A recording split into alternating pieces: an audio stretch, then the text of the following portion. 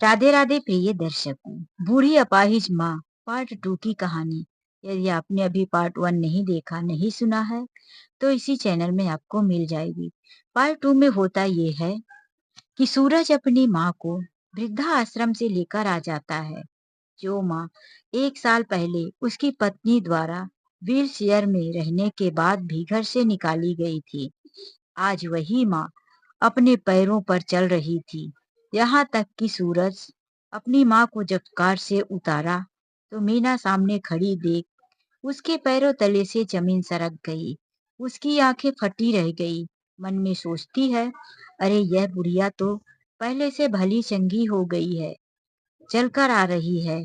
मैंने तो सोचा था कि कहीं मर मुरा गई होगी। वह सास के बारे में यह सोच ही रही थी, लेकिन उसके मन में अचानक से याद आता है, मैंने जो इस बुढ़िया के साथ किया था, कहीं इसने अपने बेटे को बता तो नहीं दिया। यह सोचकर उसकी रूह कांप जाती है और वह रोने का नाटक करते हुए दौड़कर अपनी सास के पास जाती है। ओ मम्मी जी, ओ मम्मी जी, आप कहाँ चली गई थी? हमें छोड़कर हमने आपको कहाँ कहाँ नहीं ढूंढा। और वह सास के पैरों पर गिर पड़ती है। शांति देवी जी थोड़ा पीछे हट जाती हैं और कहती हैं, बस कर, बहुत हो गया तेरा नाटक। अब तेरे करतूतों से पर्दा उठ चुका है। सूरज को सारी असलियत पता चल गई है। वह उठ खड़ी हुई और मासूम सी बनती हुई कहती है, माँ जी, कौन सी असलियत? आप किस असलियत से पर्दा उठाना चाहती हैं? क्या बताया आपने सूरज को? आखिर मैंने किया ही क्या है? सूरज आगे बढ़ अपनी पत्नी के गाल पर एक थप्पड़ मार देता है और जोर से चिल्लाकर गुस्से में कहता है, तूने तो वो किया है जो माफी के लायक नहीं है।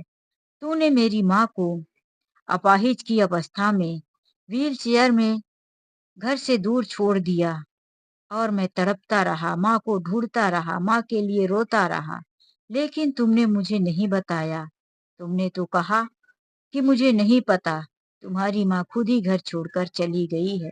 मुझे लगा मेरी माँ परेशानी और बीमारी को लेकर गई है, दुखी हो गई होगी अपनी बीमारी से। मैं मन ही मन कितना तड़पा हूँ, माँ के लिए कितना रोया हूँ, तुझे इसका एहसास नहीं। लेकिन जितना तूने मुझे और मेरी माँ को तड़पाया है, आज उसका बदला लेने का समय आ गया है। अब तू तड़पेगी, तू रोएगी। यह कहकर उसने अपना मोबाइल निकाला और पत्नी के मायके में फोन लगा दिया। कुछ ही समय के बाद उसकी माँ और उसके भाई आ गए। सारी सच्चाई उसने उसके माता और भाई से बताया। भाई कहने लगा, जीजा जी, इसमें मेरी कोई गलती नहीं है। यह शिक्षा मैंने अपनी बहन को नहीं दी थी। माँ भी कहने लगी, दामाद जी, मुझे कुछ नहीं पता था कि मेरी बेटी अपने घर में यह सब कर रही है।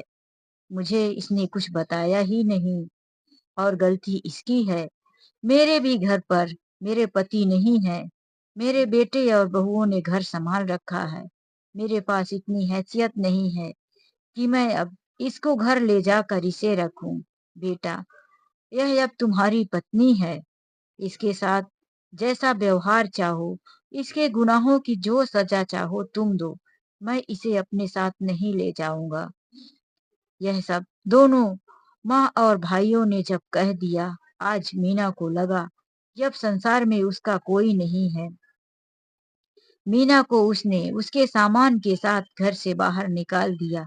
मीना दरवाजे पर बैठी रोती रही, अपनी सास से माफी मांगती रही। माँ जी, मैं आपकी बीमारियों से तंग आ चुकी थी। पहले ही मुझे आपका यहाँ आना पसंद नहीं था। ऊपर से आप व्हील चेयर पर बैठ मुझे बोझ बन गई थी। मैं तो चाहती थी कि आप हमेशा गांव में ही पड़ी रहो। मुझसे जो कुछ बन पड़ेगा मैं भेज दिया करूंगी। लेकिन सूरज आपसे बहुत प्यार करते थे और आपको गांव से शहर लेकर आ गए और मुझे खास चेतावनी दे दी कि मेरी माँ की देखभाल करना। गुस्सा तो मुझे उस दिन आया जिस दिन आपने मेरी गलतियों को अपने बेटे के सामने कह दिया और आपका बेटा मुझे डांटा। उसी दिन मैंने ठान लिया था कि इसकी सजा आपको मिलकर रहेगी और मैंने आपके साथ यह सब कर दिया। उस डांट का बदला लेने के लिए, अपना गुस्सा निकालने के लिए आपके साथ ये सब किया माँ जी। इसका परिणाम क्या होगा मैंने सोचा भी नहीं। मुझे माफ कर दो माँ जी, मैं कहाँ जाऊं? मेरा भाई और मेरी माँ भी मुझे ले जाने को तैयार नहीं है। मेरा पिता भी इस दुनिया में नहीं है। सूरज ने कहा, तू अब सीधा जेल जाएगी। तूने मेरी माँ को घर से कई किलोमीटर दूर ले जाकर छोड़ा था।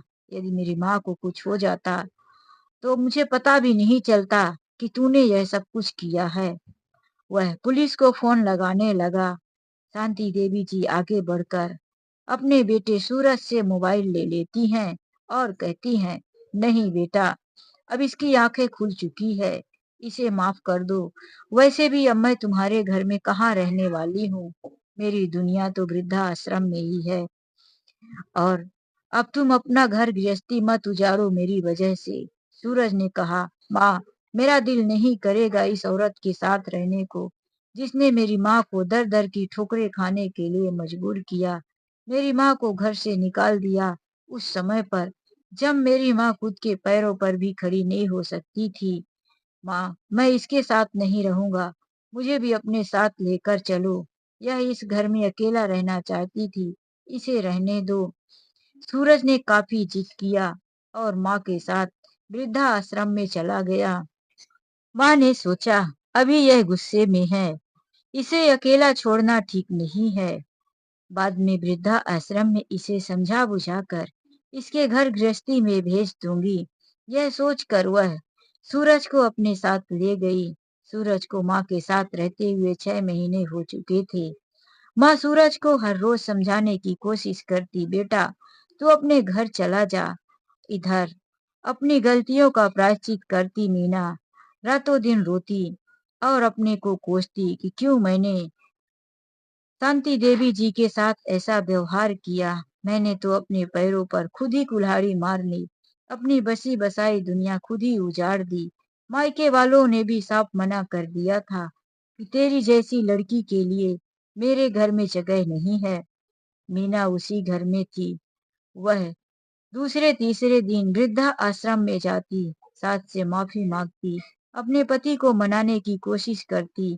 6 महीने गुजर चुके थे, अभी तक सूरज घर नहीं लौटा था और मीना मनाने की कोशिश कर रही थी। तो दोस्तों, यह कहानी से आप लोगों को क्या शिक्षा मिलती है, कमेंट करके जरूर बताएं। क्या सूरज को अपनी पत्नी को माफ कर देना चाहिए? क्या सूरज को अपने घर वापिस आ जाना चाहिए? आप अपने विचार कमेंट करके जरूर बताएं। हमें आपकी कमेंट का इंतजार रहेगा। चलिए मिलते एक नई कहानी के साथ। आज के लिए बस इतना ही। राधे राधे। जय श्री कृष्णा।